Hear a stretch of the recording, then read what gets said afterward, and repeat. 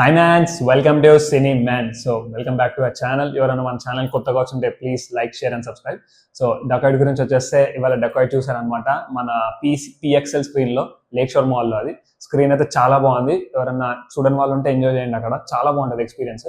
అంటే స్క్రీన్ కొంచెం చిన్నగా ఉంటుంది కానీ ఎక్స్పీరియన్స్ బాగుంది. ఆ బ్లూ స్టోన్లో మొత్తం అంతా ఉంటుంది. నా షార్ట్లో ఉంటుంది, చూడండి దాని గురించి కావాలంటే. సో మూవీ గురించి వచ్చేస్తే Dacoit, it is directed by Shaneil Deo and he's a DOP అనమాట. క్షణంకి అండ్ గూఢచారికి ఆయన డిఓపిలా చేశారు. ఈ మూవీతో డైరెక్షన్కి ఎంటర్ అయ్యారు అండ్ యాక్టెడ్ బై అడ్విశేష్ గారు అండ్ రిటర్న్ ఆల్సో అడ్విశేష్ గారు. ఈయన ఈ మూవీ స్క్రిప్ట్ కూడా రాశారు. జనరల్గా అడ్విశేష్ గారు మూవీస్ అన్ని ఆయన రాసుకుంటారు. So and acted by again Mrunal Thakur. So movie అయితే నాకు యావరేజ్ అనిపించిందండి. చాలా ఎక్స్పెక్ట్ చేశా. ఆయన అసలు డకాయిట్ నుంచి వచ్చిన టీజర్ కానీ, ట్రైలర్ కానీ, కట్స్ ఇవన్నీ చూసి కొంచెం బాగా ఎగ్జైట్మెంట్ ఫీల్ అయ్యాము.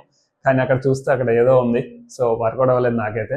సో మూవీలో ఏం లాక్ అవుతుందంటే, నాకు స్క్రీన్ ప్లే అంతగా బాగా నచ్చలేదండి. అడ్విశేష్ గారికి జనరల్గా మూవీస్లో స్క్రీన్ ప్లే చాలా బాగుంటుంది, చాలా ఇంట్రెస్టింగ్గా, బాగా నెక్స్ట్ ఏంటి అలా ఉంటుంది. బట్ దీంట్లో అలా ఎంగేజింగ్గా అనిపించలేదండి నాకైతే.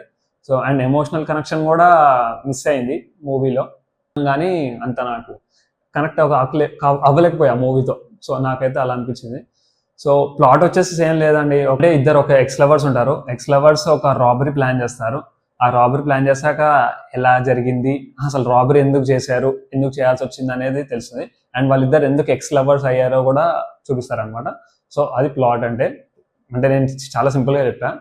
సో అదనమాట. సో టెక్నికల్గా అయితే చాలా స్ట్రాంగ్ ఉందండి. ఎడిటింగ్ అయితే చాలా బాగుంది. And editing and DOP work కానీ చాలా బాగుంది. మిగతా మ్యూజిక్ కూడా చాలా బాగుందండి. స్పెషల్ మెన్షన్ టు ఆ రీమిక్స్ ఎవరైతే చేశారో, ఐ థింక్ జ్ఞాని అనుకుంటా, నాకు అంత పేరు అంత గుర్తు రావట్లేదు. జ్ఞాని అయితే నాకు గుర్తుంది.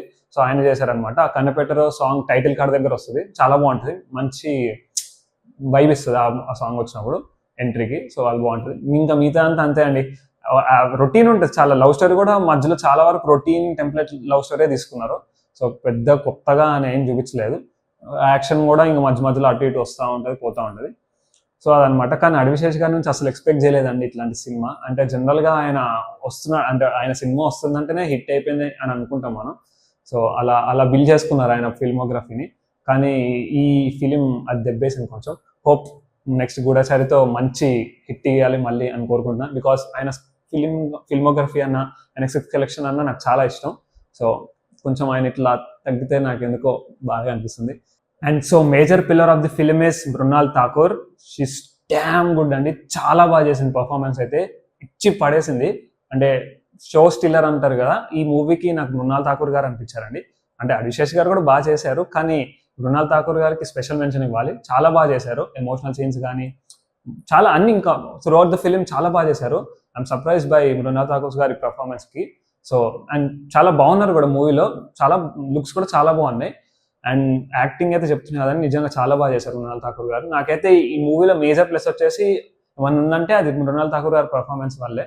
సో అదనమాట. సో మీకేమనిపిస్తుందో చూసేయండి. చూస్తారు అనుకుంటున్నాను. చూస్తారు, జనరల్గా చూస్తారు. వీకెండ్ వచ్చింది కాబట్టి, చాలా రోజులైంది మంచి సినిమాలు వచ్చి. సో చూసేసేయండి డకాయిట్ ఇన్ థియేటర్స్.